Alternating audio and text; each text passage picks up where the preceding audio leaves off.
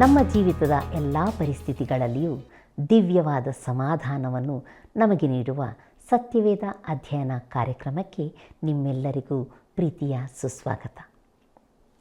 ಪ್ರಿಯರೇ, ಇಂದು ನಾವು ಅರಣ್ಯಕಾಂಡ ಪುಸ್ತಕದ ಅಧ್ಯಯನದಲ್ಲಿ ಇಸ್ರಾಯೇಲ್ಯರು ತಮ್ಮ ಅರಣ್ಯ ಪ್ರಯಾಣದಲ್ಲಿ ಸಿನಾಯಿ ಬೆಟ್ಟವನ್ನು ಬಿಟ್ಟು ಕಾದೇಶಿಗೆ ಪ್ರಯಾಣ ಹೊರಟಿದ್ದು, ಅವರ ಗುಣುಗುಟ್ಟುವಿಕೆ ಎಂಥ ಗಂಭೀರವಾದ ಸಂಗತಿಯಾಗಿದೆ ಎಂಬ ಸತ್ಯವನ್ನು ತಿಳಿಯಲಿದ್ದೇವೆ.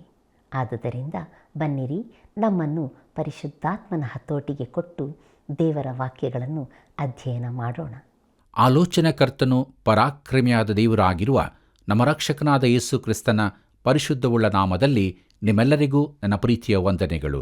ಪ್ರೀತಿಯುಳ್ಳ ದೇವಜನರೇ, ಅರಣ್ಯಕಾಂಡ ಪುಸ್ತಕದ ಅಧ್ಯಯನದಲ್ಲಿ ಮುಂದೆ ಸಾಗುತ್ತಾ ಇದ್ದೇವೆ. ಇಂದು ನಾವು ಪ್ರಯಾಣದ ಕ್ರಮ ಎಂಬ ವಿಚಾರವನ್ನು ಪ್ರಾರಂಭಿಸೋಣ. ನಮ್ಮ ಧ್ಯಾನದಲ್ಲಿ ಮುಂದುವರಿದು ಅರಣ್ಯಕಾಂಡ ಪುಸ್ತಕ 10ನೇ ಅಧ್ಯಾಯ 11 ಮತ್ತು 12ನೇ ವಚನಗಳನ್ನು ಗಮನಿಸೋಣ. ಅಲ್ಲಿ ಹೀಗೆ ಬರುತ್ತದೆ: 2ನೇ ವರ್ಷದ 2ನೆಯ ತಿಂಗಳಿನ 20ನೆಯ ದಿನದಲ್ಲಿ ದೇವದರ್ಶನದ ಗುಡಾರದ ಮೇಲಿದ್ದ ಮೇಘವು ಮೇಲಕ್ಕೆ ಎದ್ದದರಿಂದ ಇಸ್ರಾಯೇಲ್ಯರು ಸೀನಾಯಿ ಅರಣ್ಯವನ್ನು ಬಿಟ್ಟು ಮುಂದೆ ಪ್ರಯಾಣ ಮಾಡಿದರು. ತರುವಾಯ ಆ ಮೇಘವು ಪಾರಾನ್ ಅರಣ್ಯದಲ್ಲಿ ನಿಂತಿತು ಎಂಬುದಾಗಿ. ಕರ್ತನಲ್ಲಿ ಪ್ರೀತಿಯುಳ್ಳ ದೇವಜನರೇ, ಅವರು ಸೀನಾಯಿ ಬೆಟ್ಟದ ಬಳಿ ಸುಮಾರು 1 ವರ್ಷದ ತನಕ ಉಳಿದುಕೊಂಡಿದ್ದರು. ಅಲ್ಲಿ ಅವರಿಗೆ ದೇವರ ಧರ್ಮಶಾಸ್ತ್ರವು ಕೊಡಲ್ಪಟ್ಟಿತು. ಬೆಳ್ಳಿಯ ತುತ್ತೂರಿಗಳ ಕುರಿತ ನಿಯಮಗಳೂ ಕೊಡಲ್ಪಟ್ಟವು. ಈಗ ಆ ತುತ್ತೂರಿಗಳನ್ನು ಊದಿದಾಗ ಅವರು ಪ್ರಯಾಣ ಹೊರಟರು. ಈ ಅಧ್ಯಾಯದಲ್ಲಿ ಈ ಪ್ರಯಾಣವನ್ನು ಬಹು ವಿವರವಾಗಿ ಕೊಡಲಾಗಿದೆ. 2ನೆಯ ಅಧ್ಯಾಯದಲ್ಲಿ ಹೇಳಿದ ಪಾಳೆಯದ ವ್ಯವಸ್ಥೆಗಳ ಕುರಿತಾಗಿ ಸ್ವಲ್ಪ ನೋಡೋಣ. ಲೇವಿಯ ಕುಲದವರು ದೇವದರ್ಶನ ಗುಡಾರದ ಸುತ್ತಲೂ ಉಳುಕೊಂಡಿದ್ದರು. ಮೆರಾರಿಯರು ಉತ್ತರ ದಿಕ್ಕಿನಲ್ಲಿ, ಗೆರ್ಷೋನ್ಯರು ಪಶ್ಚಿಮ ದಿಕ್ಕಿನಲ್ಲಿ ಹಾಗೂ ದಕ್ಷಿಣ ದಿಕ್ಕಿನಲ್ಲಿ ಕೇಹಾತ್ಯರು ಇದ್ದರು. ಇದರ ಹೊರಭಾಗದಲ್ಲಿ ಇಸ್ರಾಯೇಲ್ಯರ 12 ಕುಲಗಳವರು ಉಳಿದುಕೊಂಡಿದ್ದರು. ಯೂದ, ಇಸ್ಸಾಕಾರ್, ಜಬುಲೋನ್ ಕುಲದವರು ಪೂರ್ವದಲ್ಲಿ, ದಾನ್, ಆಶೇರ್, ನಫ್ತಾಲಿ ಕುಲದವರು ಉತ್ತರದಲ್ಲಿ, ಎಫ್ರಾಯಿಮ್, ಮನಸ್ಸೆ, ಬೆನ್ಯಾಮೀನ್ ಕುಲದವರು ಪಶ್ಚಿಮ ದಿಕ್ಕಿನಲ್ಲಿ, ರೂಬೇನ್, ಸಿಮೆಯೋನ್, ಗಾದ್ ಕುಲದವರು ದಕ್ಷಿಣ ದಿಕ್ಕಿನಲ್ಲಿ ಉಳುಕೊಂಡಿದ್ದರು. ಪ್ರಿಯರೇ, ಮೇಘವು ಎತ್ತಲ್ಪಟ್ಟಿರುವುದರಿಂದ ಮುಂಜಾನೆ ಇಸ್ರಾಯೇಲ್ಯರು ಪಾಳೆಯನ್ನು ಬಿಚ್ಚಿದರು. ಪ್ರತಿ ಕುಟುಂಬವು ತಮ್ಮ ತಮ್ಮ ವಸ್ತ್ರಗಳನ್ನು ಕಟ್ಟಿ ಸಿದ್ಧಪಡಿಸಿಕೊಂಡರು. ಗುಡಾರವು ಇಳಿಸಲ್ಪಟ್ಟಿತು. ಆಗ ಅವರು ಮುಂದಕ್ಕೆ ಹೊರಡಬೇಕಾಗಿತ್ತು. ಅವರು ಮೊದಲಿಗೆ ಏನು ಮಾಡಬೇಕಿತ್ತು? ಮೋಶೆ, ಆರೋನರು ಸಂಜ್ಞೆ ಮಾಡಿದ ಕೂಡಲೇ ತುತ್ತೂರಿಗಳನ್ನು ಆರ್ಭಟವಾಗಿ ಊದಲಾಯಿತು. ಮೊದಲು ಯಾರು ಹೊರಡಬೇಕು? ಮಂಜೂಷವನ್ನು ಹೊತ್ತುಕೊಂಡ ಕೇಹಾತ್ಯರು ಮೊದಲಿಗೆ ನಿಂತರು. ಮಂಜೂಷವು ಅರಣ್ಯ ಪ್ರಯಾಣದಲ್ಲಿ ಮುಂದೆ ಇರುತ್ತಿತ್ತು. ಪ್ರೀತಿಯುಳ್ಳ ದೇವಜನರೇ, ಇದರಂತೆ ಈ ಲೋಕದ ಅರಣ್ಯದಲ್ಲಿ ಕ್ರಿಸ್ತನು ತನ್ನ ಸಭೆಯನ್ನು ನಡೆಸುವನಾಗಿದ್ದಾನೆ.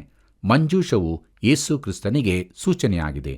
ಮುಂದುವರೆದು ನಾವು ನೋಡುತ್ತೇವೆ, ಮೊದಲ ತುತ್ತೂರಿಯು ಧ್ವನಿಯಾದಾಗ ಮೋಶೆ, ಆರೋನರು ಮಂಜೂಷದ ಎದುರಾಗಿ ಹೊರಟರು. ತುತ್ತೂರಿ ಮತ್ತೊಮ್ಮೆ ಊದಲ್ಪಟ್ಟಾಗ ಪೂರ್ವ ದಿಕ್ಕಿನಿಂದ ಯಹೂದ ಕುಲದವರು, ಇಸ್ಸಾಕಾರ್, ಜಬುಲೋನ್ ಕುಲದವರೊಂದಿಗೆ ಯೂದಾ ಕುಲದ ಧ್ವಜದೊಡನೆ ಮುಂದೆ ಬಂದರು. ಅವರ ನಂತರ ಗೆರ್ಷೋನ್ಯರು, ಮೆರಾರಿಯರು ಭಾರವಾದ ಸಂಗತಿಗಳನ್ನು, ಅಂದರೆ ಹಲಗೆ, ಕಂಬ, ಹೊದಿಕೆಗಳನ್ನು ಹೊತ್ತುಕೊಂಡು ಬಂದರು. ಮತ್ತೊಮ್ಮೆ ತುತ್ತೂರಿ ಊದಿದಾಗ ರೂಬೇನ್ಯರು, ಸಿಮೆಯೋನ್, ಗಾದ್ ಕುಲದವರೊಂದಿಗೆ ರೂಬೇನ್ಯರ ಧ್ವಜದೊಂದಿಗೆ ಹೊರಟರು. ಪುನಃ ತುತ್ತೂರಿ ಊದಿದಾಗ ಕೇಹಾತ್ಯರು ಗುಡಾರದ ವಸ್ತು, ಪೀಠೋಪಕರಣಗಳನ್ನು ಹೊತ್ತುಕೊಂಡು ಬಂದರು. ಮಂಜೂಷವು ಈಗಾಗಲೇ ಮುಂದೆ ಹೊರಟಾಗಿತ್ತು. ಈ ಎಲ್ಲ ವಸ್ತುಗಳನ್ನು ಹೊರಲು ತಕ್ಕ ಕೋಲುಗಳನ್ನು ಸಿಕ್ಕಿಸಿದ್ದರಿಂದ ಅವರು ಸುಲಭವಾಗಿ ಅವುಗಳನ್ನು ಹೊರುತ್ತಿದ್ದರು.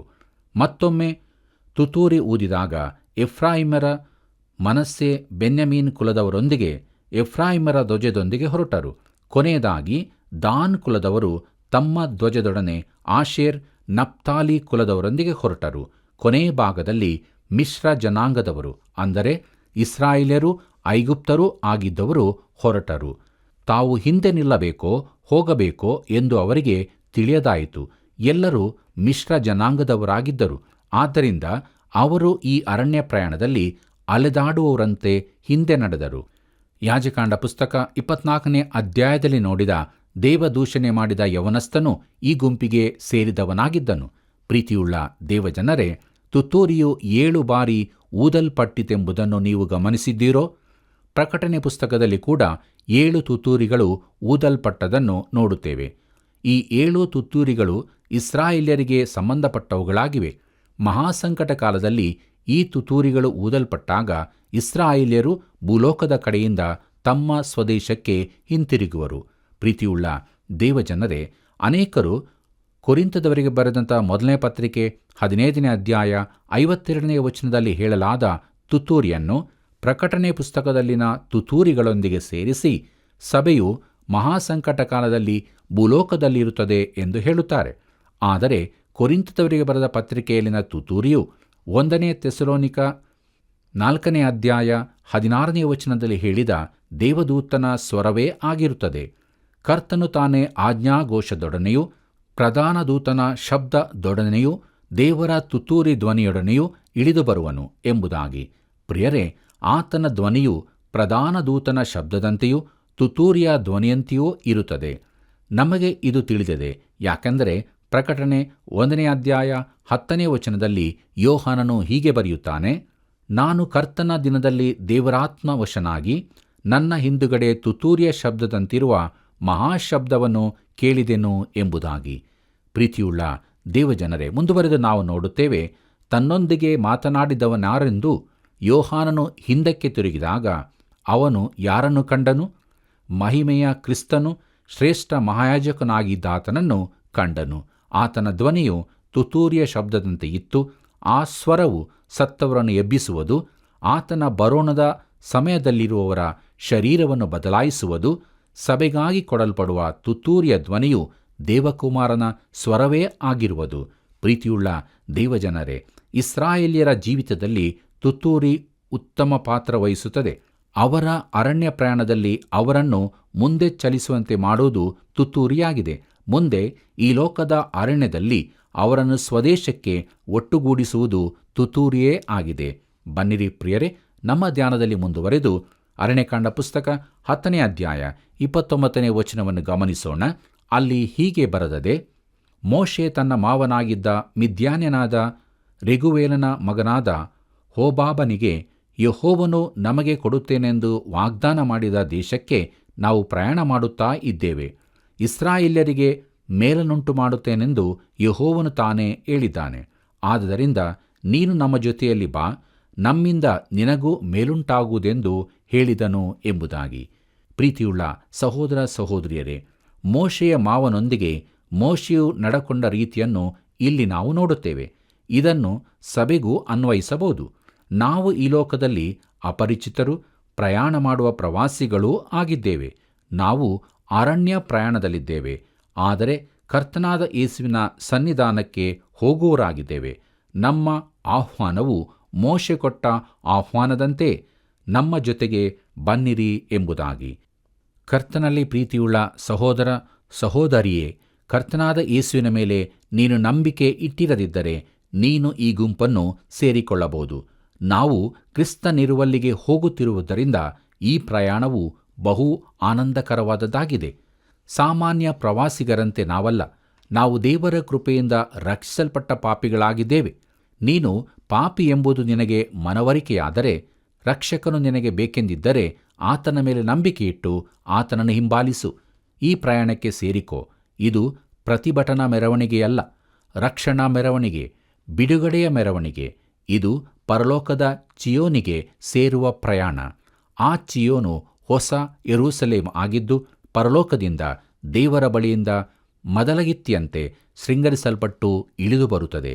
ಪ್ರೀತಿಯುಳ್ಳ ದೇವಜನರೇ, ಮುಂದುವರೆದು ನಾವು ಅರಣ್ಯಕಾಂಡ ಪುಸ್ತಕ 10ನೇ ಅಧ್ಯಾಯ 30ನೇ ವಚನವನ್ನು ಗಮನಿಸೋಣ. ಅಲ್ಲಿ ಹೀಗೆ ಬರೆದದೆ: ಅದಕ್ಕೆ ಅವನು, ನಾನು ಬರುವುದಿಲ್ಲ, ನನ್ನ ಸ್ವದೇಶಕ್ಕೆ ಸ್ವಜನರ ಬಳಿಗೆ ಹೋಗುತ್ತೇನೆ ಅಂದನು ಎಂಬುದಾಗಿ.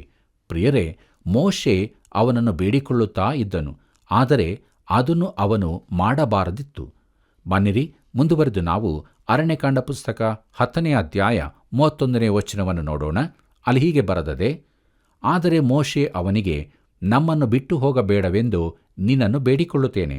ಈ ಅರಣ್ಯದಲ್ಲಿ ಡೇರೆಗಳನ್ನು ಹಾಕುವ ಸ್ಥಳಗಳು ನಿನಗೇ ಗೊತ್ತಿರುವುದರಿಂದ ನೀನು ನಮಗೆ ಕಣ್ಣಿನಂತೆ ಇರಬೇಕು ಎಂಬುದಾಗಿ. ಪ್ರೀತಿಯುಳ್ಳ ಸಹೋದರ ಸಹೋದರಿಯರೇ, ಇಲ್ಲಿ ಮೋಶೆಯ ವರ್ತನೆ ನಮಗೆ ಅರ್ಥವಾಗುವುದಿಲ್ಲ. ಹಗಲಲ್ಲಿ ಮೇಘಸ್ತಂಭವು, ರಾತ್ರಿಯಲ್ಲಿ ಅಗ್ನಿಸ್ತಂಭವು ಅವರನ್ನು ನಡೆಸುತ್ತದೆ ಎಂದು ದೇವರು ಸ್ಪಷ್ಟವಾಗಿ ತಿಳಿಸಿದ್ದಾನೆ. ಮತ್ತು ದೇವರ ಮಂಜೂಷವು ಅವರ ಮುಂದಾಗಿ ಹೋಗಿ ಅವರನ್ನು ನಡೆಸುತ್ತಿತ್ತು. ಇವೆರಡೂ ಕ್ರಿಸ್ತನ ಸಂಕೇತವಾಗಿರುತ್ತದೆ. ಆದರೆ ಇಲ್ಲಿ ಮೋಶೆ ತನ್ನ ಮಾವನನ್ನು ತಮ್ಮ ನಾಯಕನಾಗಿ ಬರಬೇಕೆಂದು ಕೇಳಿಕೊಳ್ಳುತ್ತಾನೆ. ಈ ವ್ಯಕ್ತಿ ಮಿದ್ಯಾನಿನ ಅರಣ್ಯ ಪ್ರದೇಶಗಳಲ್ಲಿ ಬೆಳೆದವನು. ಆ ಸ್ಥಳದ ಪರಿಚಯ ಅವನಿಗೆ ಚೆನ್ನಾಗಿತ್ತು. ಆದ್ದರಿಂದ ಅವನಿಂದ ತುಂಬ ಸಹಾಯವಾಗಬಹುದಿತ್ತು. ಆದರೆ ಅವರು ಸ್ವಾಭಾವಿಕ ವಿಚಾರಗಳ ಮೇಲೆ ಆತುಕೊಳ್ಳಬಾರದಿತ್ತು. ಈ ಪ್ರಾಯಸ್ಥನಿಗೆ ದೇವರು ಅವರನ್ನು ನಡೆಸಿಕೊಳ್ಳಬೇಕೆಂದಿದ್ದ ಮಾರ್ಗ ತಿಳಿದಿರಲಿಲ್ಲ. ಪ್ರೀತಿಯುಳ್ಳ ದೇವಜನರೇ, ಸಭೆ ಕೂಡ ಅನೇಕ ವೇಳೆ ಆತ್ಮಿಕ ಅನುಭವವಿಲ್ಲದ ಲೌಕಿಕ ಜ್ಞಾನಿಗಳೆನಿಸಿಕೊಂಡವರಿಂದ ನಡೆಸಲ್ಪಡುತ್ತದೆ. ಇದರಿಂದ ಸಭೆ ಉತ್ತಮ ಮಾರ್ಗವನ್ನು ಕಳಕೊಳ್ಳುತ್ತದೆ. ಸಭೆ ಅನೇಕ ವೇಳೆ ದುಃಖಕರ ಸ್ಥಿತಿಗೆ ಇಳಿಸಲ್ಪಡುತ್ತದೆ. ಸಭಾಸೇವಕರು, ನಾಯಕರು ಎಷ್ಟೊಂದು ಜಾಗೃತರಾಗಿರಬೇಕಾಗಿದೆ. ನಿನ್ನ ಸಭೆಯ ಮುಖ್ಯಸ್ಥನು ಕ್ರಿಸ್ತನು ಆಗಿದ್ದಾನೋ? ಕ್ರಿಸ್ತನು ನಿನ್ನ ಸಭೆಯನ್ನು ಮುನ್ನಡೆಸುವನಾಗಿದ್ದಾನೋ? ದಯವಿಟ್ಟು ಆಲೋಚಿಸಿ ನೋಡಿರಿ. ನಮ್ಮನ್ನು ನಾವು ಪರೀಕ್ಷಿಸಿಕೊಳ್ಳೋಣ. ಪ್ರಿಯರೇ, ಮೋಶೆ ಇಲ್ಲಿ ಒಂದು ತಪ್ಪನ್ನು ಮಾಡಿದನು. ಮೋಶೆ ಕೂಡ ತಪ್ಪು ಮಾಡಬಲ್ಲವನೇ, ಆದರೆ ತಾನು ಮಾಡಿದ ತಪ್ಪನ್ನು ತಾನೇ ಬರೆದಿದ್ದಾನೆ. ನಾವಾದರೂ ಅದನ್ನು ಅಡಗಿಸುತ್ತಿದ್ದೆವೋ ಏನೋ? ಬನ್ನಿರಿ ಪ್ರಿಯರೇ, ಮುಂದುವರೆದ ನಾವು ಅರಣ್ಯಕಾಂಡ ಪುಸ್ತಕ 10ನೇ ಅಧ್ಯಾಯ 33 ಮತ್ತು 34ನೇ ವಚನವನ್ನು ಧ್ಯಾನಿಸೋಣ. ಅಲ್ಲಿ ಹೀಗೆ ಬರೆದದೆ: ಅವರು ಯೆಹೋವನ ಬೆಟ್ಟವನ್ನು ಬಿಟ್ಟು 3 ದಿನದ ಪ್ರಯಾಣದಷ್ಟು ದೂರ ಹೋದರು. ಇಳುಕೊಳ್ಳತಕ್ಕ ಸ್ಥಳವನ್ನು ನೋಡುವುದಕ್ಕೋಸ್ಕರ ಯೆಹೋವನ ಒಡಂಬಡಿಕೆಯ ಮಂಜೂಷವು ಆ 3 ದಿವಸ ಅವರ ಮುಂದಾಗಿ ಹೋಗುತ್ತಿತ್ತು. ಅವರು ಪಾಳೆಯದಿಂದ ಹಗಲು ಹೊತ್ತಿನಲ್ಲಿ ಯೆಹೋವನ ಮೇಘವು ಅವರ ಮೇಲೆ ಇತ್ತು ಎಂಬುದಾಗಿ. ಪ್ರೀತಿಯುಳ್ಳ ದೇವಜನರೇ, ಈಗ ಅವರು ಪ್ರಯಾಣ ಮುಂದುವರಿಸುತ್ತಾರೆ. ದೇವರು ಅವರನ್ನು ನಡೆಸುತ್ತಾನೆ. ದೇವರೇ ದಾರಿ ತೋರಿಸುತ್ತಿರುವಾಗ ಅದಕ್ಕಾಗಿ ಮೋಶೆಯ ಮಾವನ ಅಗತ್ಯವಿರಲಿಲ್ಲ. ಬನ್ನಿರಿ ಪ್ರಿಯರೇ, ನಮ್ಮ ಧ್ಯಾನದಲ್ಲಿ ಮುಂದುವರಿದು ಅರಣ್ಯಕಾಂಡ ಪುಸ್ತಕ 10ನೇ ಅಧ್ಯಾಯ 35 ಮತ್ತು 36ನೇ ವಚನಗಳನ್ನು ಗಮನಿಸೋಣ. ಅಲ್ಲಿ ನಾವು ಹೀಗೆ ನೋಡುತ್ತೇವೆ: ಯೆಹೋವನ ಮಂಜೂಷವು ಹೊರಡುವಾಗ ಮೋಶೆ, ಯೆಹೋವನೇ, ಎದ್ದು ಹೊರಡೋಣವಾಗಲಿ, ನಿನ್ನ ವೈರಿಗಳು ಚದರಿ ಹೋಗಲಿ, ನಿನ್ನ ಹಗೆಗಾರರು ಬೆಂಗೆಟ್ಟು ಓಡಿ ಹೋಗಲಿ ಎಂದು ಹೇಳುವನು. ಅದು ನಿಂತಾಗ ಅವನು, ಯೆಹೋವನೇ, ಇಸ್ರಾಯೇಲ್ಯರ ಲಕ್ಷಾಂತರ ಕುಟುಂಬಗಳ ಮಧ್ಯದಲ್ಲಿ ತಿರುಗಿ ಬರೋಣವಾಗಲಿ ಎಂದು ಹೇಳುವನು ಎಂಬುದಾಗಿ. ಪ್ರೀತಿಯುಳ್ಳ ದೇವಜನರೇ, ಈ ಅರಣ್ಯ ಪ್ರಯಾಣದುದ್ದಕ್ಕೂ ಪ್ರತಿ ಮುಂಜಾನೆ ಹಾಗೂ ಸಂಜೆಯಲ್ಲಿ ಮೋಶೆ ಈ ಪ್ರಾರ್ಥನೆಯನ್ನು ಪುನರುಚ್ಚರಿಸುತ್ತಿದ್ದಿರಬೇಕು. ಪ್ರೀತಿಯುಳ್ಳ ದೇವಜನರೇ, ದೇವರ ಮಹಾಕೃಪೆಯಿಂದ ಇಲ್ಲಿವರೆಗೆ ಅರಣ್ಯಕಾಂಡ ಪುಸ್ತಕದ 10ನೇ ಅಧ್ಯಾಯದ ಧ್ಯಾನವನ್ನು ಮಾಡಿ ನಮ್ಮ ಜೀವಿತಕ್ಕೆ ಬೇಕಾದ ಅಮೂಲ್ಯವಾದ ಸತ್ಯಗಳನ್ನು ನಾವು ತಿಳಿದುಕೊಂಡೆವು. ಬನ್ನಿರಿ, ಮುಂದುವರೆದು ನಾವು ಅರಣ್ಯಕಾಂಡ ಪುಸ್ತಕದ 11ನೇ ಅಧ್ಯಾಯದ ಧ್ಯಾನವನ್ನು ಪ್ರಾರಂಭಿಸೋಣ. ಇದರ ಮುಖ್ಯ ಪ್ರಸ್ತಾಪ ಜನರ ಗುಣಗುಟ್ಟುವಿಕೆ, ಮೋಶೆಯ ಆಕ್ಷೇಪ, ದೇವರು ಲಾವಕ್ಕಿಗಳನ್ನು ಒದಗಿಸಿದ್ದು ಎಂಬುದಾಗಿ. ಪ್ರೀತಿಯುಳ್ಳ ದೇವಜನರೇ, ಇಸ್ರಾಯೇಲ್ಯರು ಸೀನಾಯಿ ಬೆಟ್ಟವನ್ನು ಬಿಟ್ಟು ಹೊರಟರು. ಅಲ್ಲಿಂದ ಅವರು ಕಾದೇಶಿಗೆ ಮುಟ್ಟುವವರೆಗಿನ ಪ್ರಯಾಣವು 11ನೇ ಮತ್ತು 12ನೇ ಅಧ್ಯಾಯಗಳಲ್ಲಿ ಬರೆದಿದೆ. ಸಮಸ್ಯೆಗಳು ಬಂದಾಗ ಜನರು ಗುಣಗುಟ್ಟುವುದನ್ನು ನೋಡುತ್ತೇವೆ. ಇದು ಗಂಭೀರ ಸಂಗತಿಯಾಗಿದ್ದು ನಮಗೆ ಒಂದು ಪಾಠವಾಗಿದೆ. ಪ್ರಿಯರೇ, ಮುಂದುವರೆದು ನಾವು ಜನರ ದೂರು ಎಂಬ ವಿಷಯವನ್ನು ಧ್ಯಾನ ಮಾಡಲಿದ್ದೇವೆ. ಆದ್ದರಿಂದ ಬನ್ನಿರಿ, ನಮ್ಮ ಧ್ಯಾನದಲ್ಲಿ ಮುಂದುವರಿಯುವ ಹಾಗೆ ಅರಣ್ಯಕಾಂಡ ಪುಸ್ತಕ 11ನೇ ಅಧ್ಯಾಯ 1ನೇ ವಚನವನ್ನು ಗಮನಿಸೋಣ. ಅಲ್ಲಿ ಹೀಗೆ ಬರೆದದೆ: ಇಸ್ರಾಯೇಲ್ಯರು ತಮಗೆ ದುರಾವಸ್ಥೆ ಪ್ರಾಪ್ತವಾಯಿತೆಂದು ಯೆಹೋವನಿಗೆ ಕೇಳಿಸುವಂತೆ ಗುಣಗುಟ್ಟುವವರಾದರು. ಅದಕ್ಕೆ ಆತನು ಕೋಪಗೊಂಡು ಅವರ ಮಧ್ಯದಲ್ಲಿ ಬೆಂಕಿಯನ್ನುಂಟು ಮಾಡಿದ್ದರಿಂದ ಪಾಳೆಯದ ಕಡೇ ಭಾಗದಲ್ಲಿದ್ದವರು ಸುಟ್ಟು ಹೋದರು ಎಂಬುದಾಗಿ. ಪ್ರೀತಿಯುಳ್ಳ ಸಹೋದರ ಸಹೋದರಿಯರೇ, ಜನರು ಗುಣಗುಟ್ಟಿದಾಗಲ್ಲ ದೇವರ ತೇಜಸ್ಸು ಕಾಣಿಸಿಕೊಂಡಿತು. ಅವರ ಗುಣಗುಟ್ಟುವಿಕೆ ಆತನಿಗೆ ಬೇಸರವನ್ನುಂಟು ಮಾಡಿತು. ಪ್ರಿಯರೇ, ದೇವಭಕ್ತರ ಟೀಕೆ, ಗುಣಗುಟ್ಟುವಿಕೆ ಹಾಗೂ ದೂರುಗಳು ಆತನಿಗೆ ಇಷ್ಟವಾಗುವುದಿಲ್ಲವೆಂಬುದನ್ನು ನಾವು ಚೆನ್ನಾಗಿ ತಿಳಿದುಕೊಳ್ಳಬೇಕು. ಇಸ್ರಾಯೇಲ್ಯರು ಗುಣಗುಟ್ಟುತ್ತಲೇ ಇರುತ್ತಾರೆ. ಯಾವುದೂ ಅವರಿಗೆ ತೃಪ್ತಿಯನ್ನುಂಟು ಮಾಡುವುದಿಲ್ಲ. ಪ್ರಿಯ ಸ್ನೇಹಿತನೇ, ನಿನ್ನ ಜೀವಿತ ಹಾಗಿರಬಾರದು. ನೀನು ಸಂತೋಷಭರಿತನಾಗಿರಬೇಕೆಂದು ದೇವರು ಅಪೇಕ್ಷಿಸುತ್ತಾನೆ. ಬನ್ನಿರಿ ಪ್ರಿಯರೇ, ಮುಂದುವರೆದ ನಮ್ಮ ಧ್ಯಾನದಲ್ಲಿ ಅರಣ್ಯಕಾಂಡ ಪುಸ್ತಕ 11ನೇ ಅಧ್ಯಾಯ 2 ಮತ್ತು 3ನೇ ವಚನಗಳನ್ನು ನೋಡೋಣ. ಅಲ್ಲಿ ಹೀಗೆ ಬರೆದದೆ: ಆಗ ಜನರು ಮೋಶೆಯ ಬಳಿಗೆ ಬಂದು ಮೊರೆಯಿಟ್ಟರು. ಮೋಶೆ ಅವರಿಗೋಸ್ಕರ ಯೆಹೋವನಿಗೆ ಪ್ರಾರ್ಥಿಸಲಾಗಿ ಆ ಬೆಂಕಿ ಆರಿಹೋಯಿತು. ಯೆಹೋವನು ಉಂಟುಮಾಡಿದ ಬೆಂಕಿ ಅವರ ಮಧ್ಯದಲ್ಲಿ ಉರಿದದ್ದರಿಂದ ಆ ಸ್ಥಳಕ್ಕೆ ತಬೇರ ಎಂದು ಹೆಸರಾಯಿತು ಎಂಬುದಾಗಿ. ಪ್ರೀತಿಯುಳ್ಳ ಸಹೋದರ ಸಹೋದರಿಯರೇ, ಈ ಗುಣುಗುಟ್ಟುವಿಕೆಗೆ ಕಾರಣವೇನು? ಅದನ್ನು ಪ್ರಾರಂಭಿಸಿದವರು ಯಾರು? ಇಲ್ಲಿ ಅವರು ಕಂಡುಬಂದರೂ ಈಗಲೂ ಅಂಥವರನ್ನು ನಾವು ಗುರುತಿಸಬಹುದು. ಬನ್ನಿರಿ, ಮುಂದುವರೆದು ನಾವು ಅರಣ್ಯಕಾಂಡ ಪುಸ್ತಕ 11ನೇ ಅಧ್ಯಾಯ 4ನೇ ವಚನವನ್ನು ಗಮನಿಸೋಣ. ಅಲ್ಲಿ ಹೀಗೆ ಬರೆದದೆ: ಅವರ ಮಧ್ಯದಲ್ಲಿದ್ದ ಇತರ ಜನರು ಮಾಂಸವನ್ನು ಆಶಿಸಿದರು. ಇಸ್ರಾಯೇಲರು ಕೂಡ ತಿರುಗಿ ಅತ್ತುಕೊಂಡು, ಮಾಂಸವು ನಮಗೆ ಹೇಗೆ ಲಭಿಸಿತು ಎಂಬುದಾಗಿ. ಪ್ರೀತಿಯುಳ್ಳ ದೇವಜನರೇ, ಈ ಸಮಸ್ಯೆ ಯಾರಿಂದ ಪ್ರಾರಂಭವಾಯಿತು? ಅವರ ಮಧ್ಯದಲ್ಲಿದ್ದ ಮಿಶ್ರ ಜನಾಂಗದವರಿಂದ. ಇವರಿಗೆ ತಾವು ಯಾವ ಕುಲದವರೆಂಬುದೇ ತಿಳಿದಿರಲಿಲ್ಲ. ಯಾವ ಕುಲಕ್ಕೂ ಅವರು ಸೇರಿಕೊಳ್ಳಲಾಗುತ್ತಿರಲಿಲ್ಲ. ತಮ್ಮ ವಂಶಾವಳಿ ಅವರಿಗೆ ತಿಳಿದಿರಲಿಲ್ಲ. ನಾವು ಈ ಪ್ರಯಾಣದಲ್ಲಿ ಸೇರಿಕೊಳ್ಳಬೇಕೋ ಬೇಡವೋ ಎಂಬುದೂ ಕೂಡ ಅವರಿಗೆ ಗೊತ್ತಿರಲಿಲ್ಲ. ಅವರು ಮಿಶ್ರ ವಿವಾಹದಿಂದ ಹುಟ್ಟಿದವರಾಗಿದ್ದರು.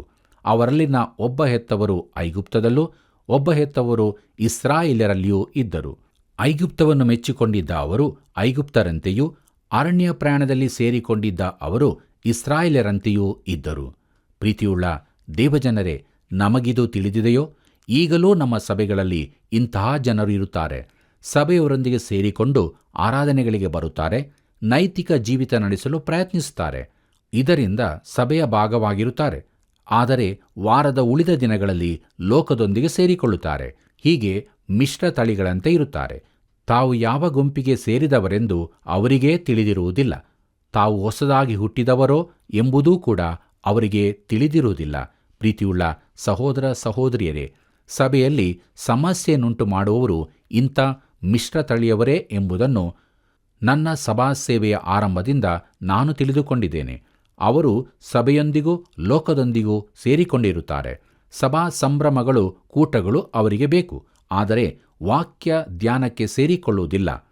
ದೇವರ ಮಂಜೂಷದ ಜೊತೆ ಮುಂದಾಗಿ ಪ್ರಯಾಣ ಮಾಡಲು ಅವರಿಗೆ ಮನಸ್ಸಿಲ್ಲ. ತಾವು ಯಾವಾಗ ಹಿಂದಿರುಗುತ್ತೇವೋ ಎಂಬುದನ್ನು ತಿಳಿಯದವರಾಗಿ ಪ್ರಯಾಣದ ಕೊನೆಯ ಭಾಗದಲ್ಲಿ ಸೇರಿಕೊಳ್ಳುತ್ತಾರೆ. ಎಲ್ಲಿಯೂ ಸೇರಿಕೊಳ್ಳದವರಾಗಿದ್ದರಿಂದ ಯಾವಾಗಲೂ ಸಮಸ್ಯೆಗಳನ್ನು ಉಂಟು ಮಾಡುತ್ತಿರುತ್ತಾರೆ. ಈ ಅರಣ್ಯ ಮಾರ್ಗದಲ್ಲಿ ಅವರಿಗೆ ಬೇಕಾದದ್ದೇನು? ಮುಂದೆ ನೋಡಿರಿ.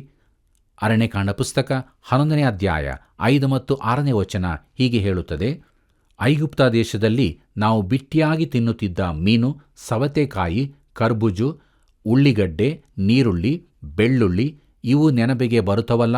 ಇಲ್ಲಿಯಾದರೂ ನಮ್ಮ ಜೀವ ಬತ್ತಿ ಹೋಯಿತು. ಈ ಮನ್ನವೇ ಹೊರತು ನಮಗೆ ಇನ್ನೇನೂ ಸಿಕ್ಕಲಿಲ್ಲ ಅಂದುಕೊಳ್ಳುತ್ತಿದ್ದರು ಎಂಬುದಾಗಿ. ಪ್ರೀತಿಯುಳ್ಳ ದೇವಜನರೇ, ಅವರಿಗೆ ಏನು ಬೇಕಾಗಿತ್ತು ನೋಡಿರಿ. ಅರಣ್ಯ ಮಾರ್ಗದಲ್ಲಿ ನೀರಿನ ಸ್ಥಳಗಳಿಲ್ಲದ್ದರಿಂದ ಅವರಿಗೆ ಮೀನು ಸಿಗುತ್ತಿರಲಿಲ್ಲ. ಐಗುಪ್ತದಲ್ಲಿದ್ದ ಮೀನುಗಳನ್ನು ನೆನಪು ಮಾಡಿಕೊಂಡರು. ಅಲ್ಲಿ ಅವರಿಗೆ ಬೇಕಾದಷ್ಟು ಮೀನು ಸಿಗುತ್ತಿತ್ತು. ಆದರೆ ಅರಣ್ಯದಲ್ಲಿ ಅದು ಸಿಕ್ಕದಿದ್ದರಿಂದ ಅದಕ್ಕಾಗಿ ಆಶೆಪಟ್ಟರು. ಪ್ರಿಯರೇ, ಈ ಗುಣುಗುಟ್ಟುವಿಕೆ ಇಸ್ರಾಯೇಲರೊಳಗೆ ವ್ಯಾಪಿಸಿತು. ಅವರೂ ಕೂಡ ಈ ಮಿಶ್ರ ಜನಾಂಗದವರೊಂದಿಗೆ ಗೋಳಾಡತೊಡಗಿದರು. ಅದು ಪಾಳೆಯದಲ್ಲೆಲ್ಲ ಅಂಟು ರೋಗದಂತೆ ವ್ಯಾಪಿಸಿತು.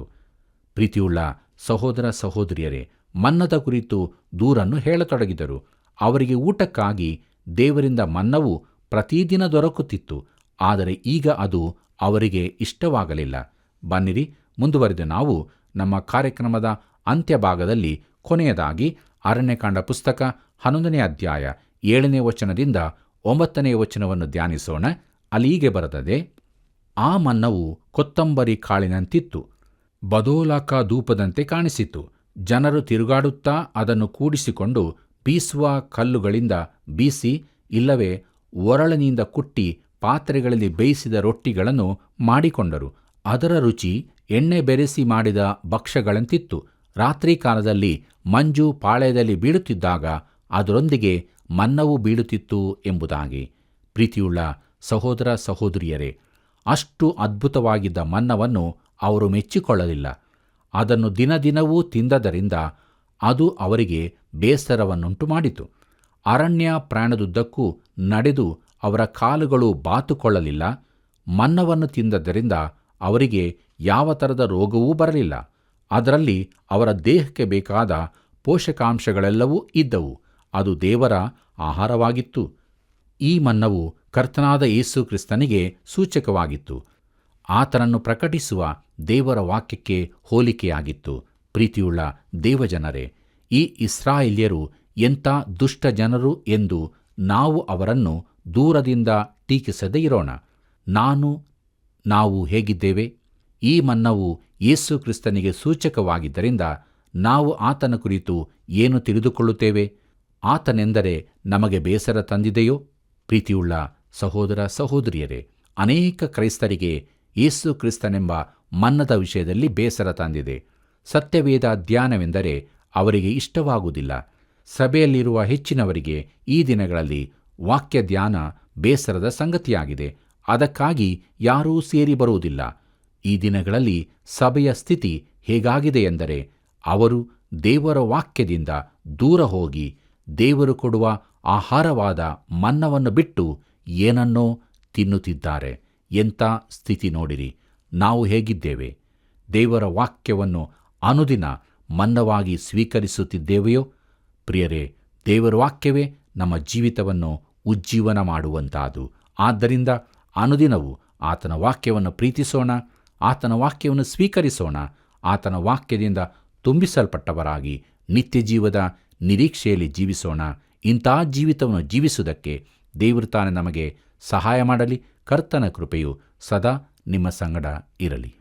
ಪ್ರಿಯರೇ, ಇಂದಿನ ನಮ್ಮ ಅಧ್ಯಯನದಲ್ಲಿ ಮಿಶ್ರಿತರಿಂದ ಆದ ಸಮಸ್ಯೆಗಳು, ಇಸ್ರಾಯೇಲ್ಯರ ಮೊಂಡುತನದ ಪ್ರದರ್ಶನ, ಬೇಸರಗೊಂಡ ಮೋಶೆಯ ಪರಿಸ್ಥಿತಿ, ದೇವರಿಗೆ ದೂರು ನೀಡಿದ್ದು ಧ್ಯಾನಿಸಿದೆವು.